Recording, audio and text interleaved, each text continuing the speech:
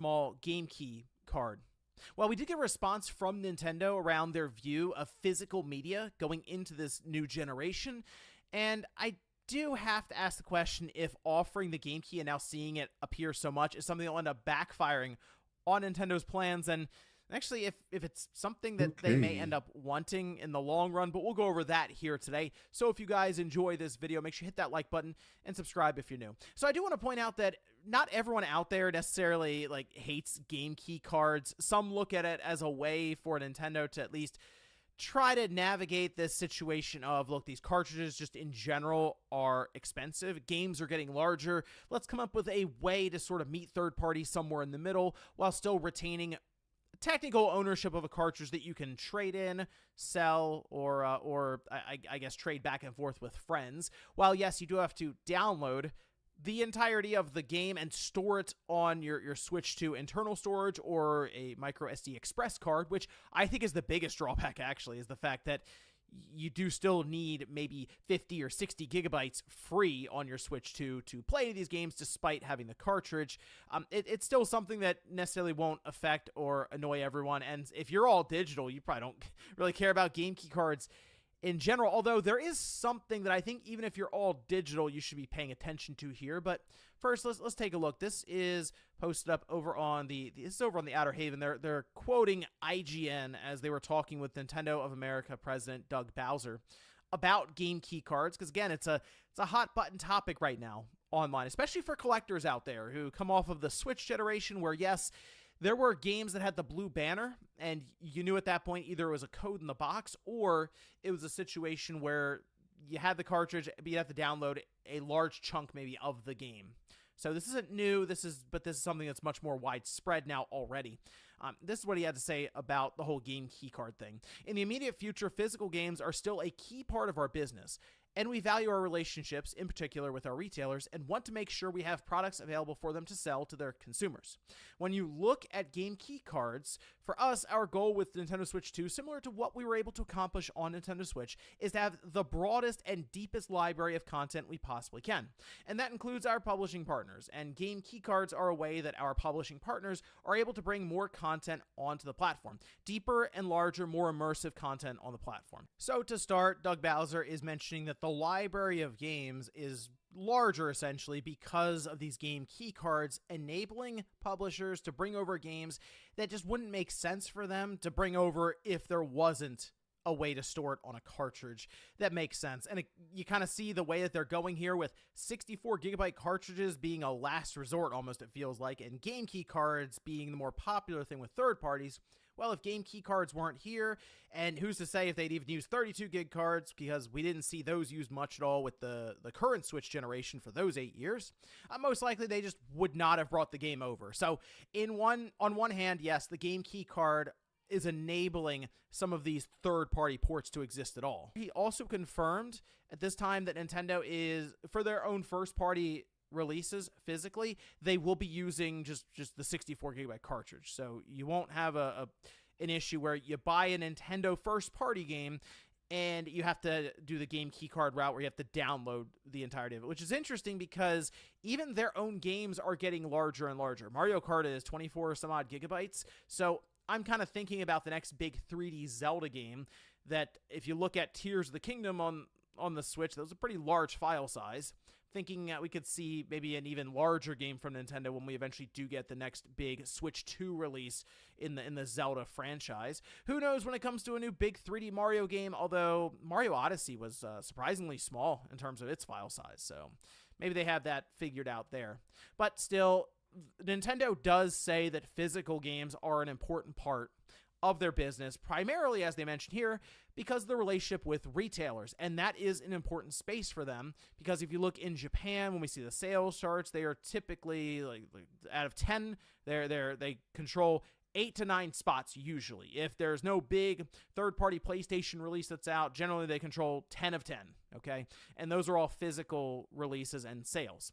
So game key cards fit in there for retailers to still have something to sell. This is, I think, a concern as we go more and more digital with a lot of these games and the sales, is why would retailers necessarily carry your accessories, your systems, carve out an entire section in electronics or even elsewhere in their big box store to just sell the system that doesn't make them any money? The idea is to sell software and other things that are higher margin than the console.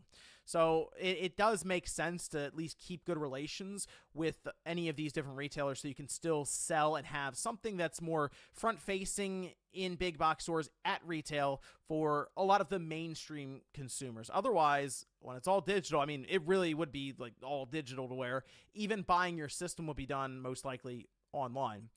We'll see how GameStop holds up here with some of these game key cards, because my thought here as we're going through this generation with the Switch 2, if you look at their current situation when it comes to digital with sales, I mean, proportion of digital sales you can see bounces around anywhere from 60% down to 43%, up to almost 63%. It is kind of fluctuating all over the place, and while Nintendo does separate out full game purchases, which they show there recently with this last fiscal quarter, that would have been the first 3 months of 2025, almost 36%. So they are still pretty reliant, I would say, because again, that's removing DLC or NSO stuff.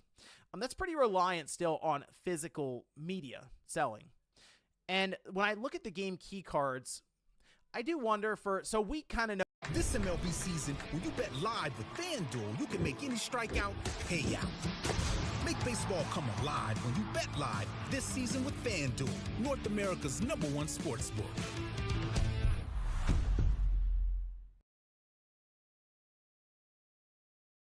Know what it is, but there will be situations, I'm sure, where people just out there in general buy it as a gift for themselves or without looking too deeply into how all of it necessarily works and what a game key card is. They'll find out when they pop it into their system, and depending on the situation, they will either be surprised and somewhat annoyed or shocked because, oh wow, I bought this on the way out maybe for a trip and now I can't really play this until I find reliable internet that will allow me to download. I mean, who knows, maybe buy Street Fighter and it's 50 to 60 gigabytes or something. That is a one-time download, of course, so unless you delete it, then you have to come back to it later on, maybe you gotta free up space. But that's something I thought about here. The idea of the cartridge physically was there was a convenience in you pop the cartridge in, and 9 times out of 10, it'll start up. Sure, it might ask you for a patch, but you could still start the game without the patch. Here, though, you need the patch because the patch is the game, okay? So if that's the case, how many people go, maybe I'll just buy it digitally next time? What am I doing with this here? Because I'm already downloading the game onto my system anyway. And while, again, the idea of trading in or selling is a good thing just have in mind, that's necessarily not going to be a deciding factor for everyone, as some just hold on to their games in general as they like to collect and say, build up the stack of games on their bookshelf or something. So this is a number that is going to be very, very interesting to keep an eye on as we go through even the first year of the Switch 2, because as we know now, I mean, nearly half of all Switch 2 games that have been shown are game key cards. And if you have either a 64 gigabyte cartridge or a game key, it's hard to imagine why a lot of these big publishers go, well, yeah, we want to spend more money on the distribution of this game, especially if it's a late port or something, because maybe they want to charge $50 for the game. Well, the 64 gigabyte cartridge I mean, it's hard to say how much it is. Some have speculated on a number of like $14 to $16 for the cart itself. None of that makes sense then. 30% to Nintendo. You still have some more logistics behind the scenes for packaging and setting up the box art and other parts there. And then $16 on top of that maybe for the cartridge. None of that really adds up from a business perspective. Perfect world, it'd be great to have all this stuff on just a cartridge in general. Now, the reasoning here that's been thrown around from Nintendo is that if everyone's buying these 64 gigabyte cartridges, the price will come down over time because they're just large bulk orders going in, and if Nintendo dedicates all of their first-party games to using 64 gigabyte cartridges, they themselves might order enough to make it cheaper for third party. But my question then comes in as, will it ever be cheaper than a game key card? Because if that becomes more and more normalized, why wouldn't you just use a game key card if the entire consumer base, for the most part, already knows what it is expecting it, and then in turn, maybe they just go over to digital anyway, which works out in the publisher's favor, and in some cases would also work in Nintendo's favor. I know I just mentioned they're very reliant on physical games, but Nintendo just flat out makes more money on digital. Like, it's just how it is, because they don't have to worry about the cartridge. They don't have to worry about shipping things out. They don't have to worry about street dates being broken. They even have more control that way, and we know how Nintendo is. They do like their control. So when I look at this, I do see this as, to me, it looks like something that would backfire on Nintendo's current position when it comes to physical media. But is that really backfiring if at the end of the day they make more money and it actually works out for them in the long run, if everyone goes digital and they just their profits end up going up from it? So it's an odd situation. I understand why, like, these big businesses are not necessarily opposed to game key cards, but I also understand why a lot of people out there who are collecting for their systems, or just want even, say, full ownership over them, aren't necessarily thrilled about the big trend, the big push for these game key cards all over the place. At the same time, I also understand why some people are like, yeah, I'm digital anyway because it's just convenient. Not having to carry around a lot of cartridges for your Switch or Switch 2 when you're traveling. Yeah, that is a massive benefit in that case. So I'm curious if this generation we just see a larger and larger trend towards just all digital for people. Again, Nintendo lays it out. And if we eventually, maybe 3 or 4 years in, we get a system from Nintendo that has no cartridge slot and it's just a digital system, because that would then in turn give them the ability to subsidize it further by saying, well, you're only going to buy from the eShop anyway, so we'll make even more money from you, even if we have to take a slight loss on it up front. But let me know what you guys think about all of this down below with the game key cards, Nintendo's response, and if they're all for physical, if this is something that could backfire, or if it's more all according to plan here throughout the generation. Thanks, guys, for watching, and I'll see you next time.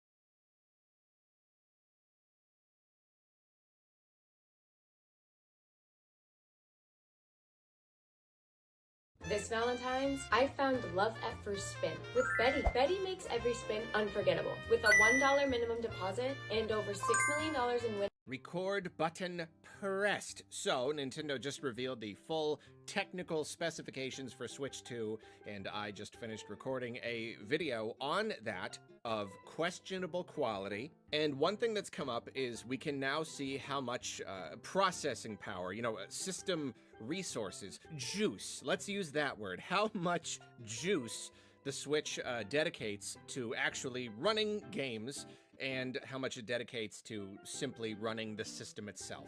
Whenever you or I wish to create a piece of hardware, you gotta decide how much of that juice goes towards the games and how much you kind of want to, you have to reserve some of it for the system's basic features, like the ability to suspend the software. Are you one of the systems that lets you suspend multiple pieces of software at once? The home screen, capturing footage, accessing the shop, basically anything that is not running an actual game. And this is probably pretty tricky. You want to strike a good balance because, obviously, we are gamers, TM.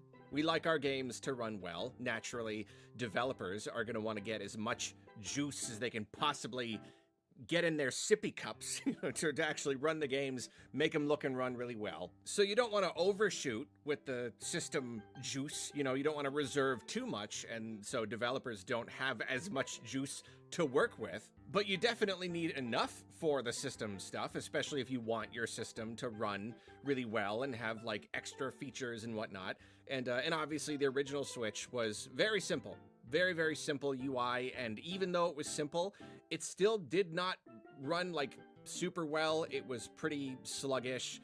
I mean, it got the job done. I'm almost surprised that we even had the ability to capture even 30 seconds of footage. That was kind of surprising. But like, naturally, it's the Switch 2. It's already a very safe iteration on the idea, so they didn't want the games to just look better and that's it. They wanted to introduce more. They wanted the system itself to run better.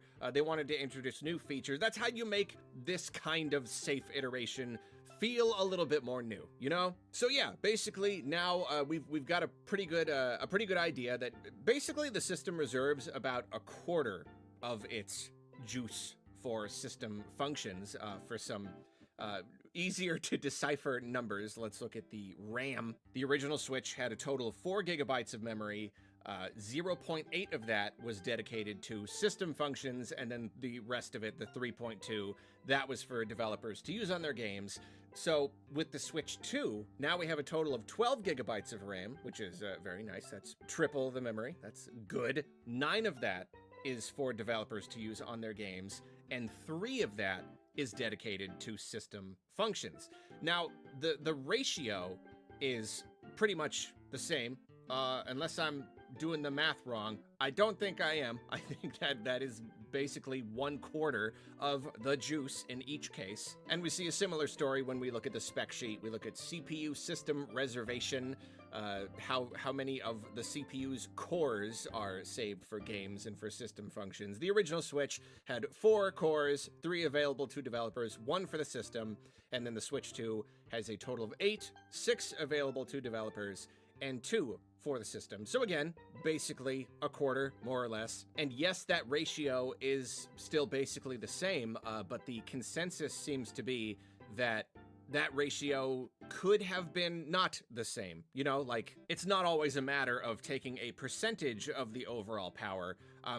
Really, at this point, you just kind of have to choose, like, what features do you have, what features do you need to support, and it seems that saving an entire 2 cores and an entire 3 gigabytes of RAM Joshua. Just for system stuff is kind of a lot. And ultimately, I'm sure that the Switch 2 is going to run a lot better. You know, the UI and everything, it is going to be a lot more slick. It's going to be clear that there's a lot more juice going into it.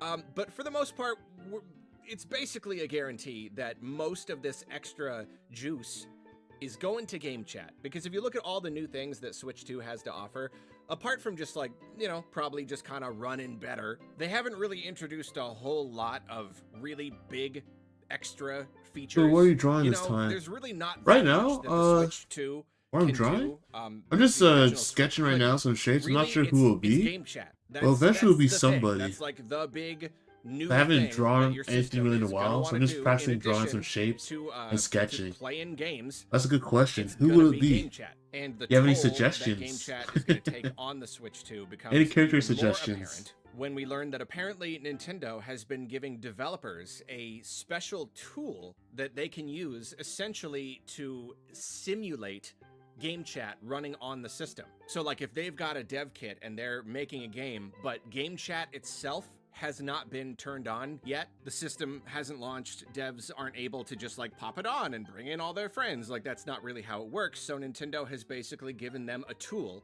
that simulates the resource strain that will occur when game chat is running. And that's when it's like, oh, this is clearly a thing. You know, like this clearly is important. Right now I'm When just people drawing are making poses. their games, they really do have to keep in mind how much actual processing power they have and how their game might be affected by game chat running. So obviously it is a thing, and so now we kind of have this worry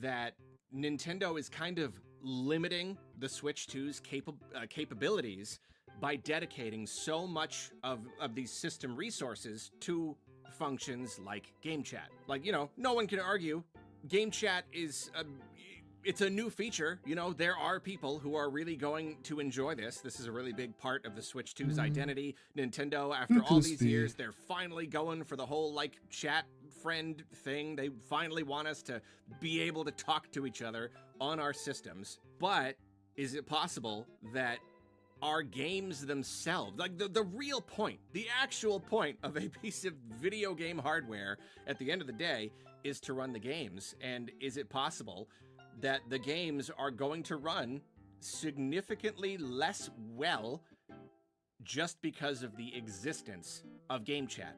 You know, the system has to reserve all this juice just in case you want to use game chat. Because I don't know, it might not be as simple as just like giving you the extra juice whether or not you're using game chat. It is possible. How about I really Isabella? don't know. Is it possible that you're Isabella, playing a game Isabella, and then who? you turn on game chat and That name suddenly sounds you have, familiar. like, a really visible drop in performance? Is and that from quality? I mean, it's not Isabella? going to be like, it's not going to be that. Is that from a visible. video game? It's not going to suddenly run like trash, but I don't know. Or is that from It could take Castlevania? a serious hit, you know. Isabella you might be, who? like if you hold them up side by side, maybe you'd be able to tell. I really don't know. Like essentially, we have to wonder: is Nintendo going to give developers the ability to kind of bypass this and utilize some of that other? Yeah, juice see, I knew that name back sounded to the familiar. games, or is That's why I said no, like, Castlevania. this Isabella, stuff here, Isabella. it is cordoned off.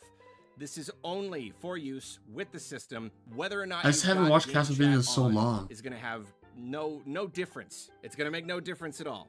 And you know, if that is the case, I'm looking her up. Yeah, that is a bit of a thing. You know, that is a bit of a thing we got to consider here. If Nintendo is That's a kind of, vampire I don't girl? know, The redhead what's the one? word, nerfing kind of their games and just the very like raw graphical capability of their system, just in case you want to use game chat. Yeah. I mean, it's Wait, is this a basically new the 3DS Castlevania? situation, isn't it? It's basically the same thing. Here, you've got a system, and that system has Was it- a feature, and that Wait, Castlevania, Isabella. I'm looking it up right now. Is this in season 2 or the new Castlevania they're coming out with? I haven't watched that one yet. Or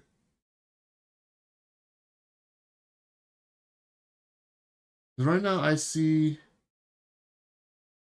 Isabeth. No, that's Isabeth. Oh. Well, was she like the leader? There's like 3 of them. Can't remember. Or is she the leader of the group, the white hair one? The redhead vampire? Yeah, I know you're talking about the redhead one. She's the one who put the ring on. Put the ring on Bond. Not Isaac. Isaac was dope. What's the other guy? The guy with the hammer. And they're like bonded together. So he wouldn't betray her or something like that, but somehow he ended up betraying her. Castlevania the redheaded vampire. Her name was Leonore. Yeah, she was cool. It's been a while since I watched it, but I know there's a new season. I'm not sure if it's a new season or it's just like a new spin-off of Castlevania. I haven't watched that one yet. Or I plan to. That one looks pretty dope. feature I've seen some really artwork has for it. nothing to do with the playing of the games themselves. I think it's his son. And yet it's kind of a selling point. I think. I And have no so idea. you've got to dedicate some of the hardware power to it. You know, yeah, with 3DS, it was already a pretty Trevor underpowered handheld. But then in order for them Belmart's to son. enable 3D, it I had to think. render these images twice. So, like, I don't know what the numbers Have you were watched like. it? I'm pretty curious to find that out. I don't know how much of Oh, so it's a 3D whole juice new went one. to Okay. 3D, That's what I like, figured. They Yeah. basically Yeah, I think it's a whole new storyline. I gotta check it out though. What's it called?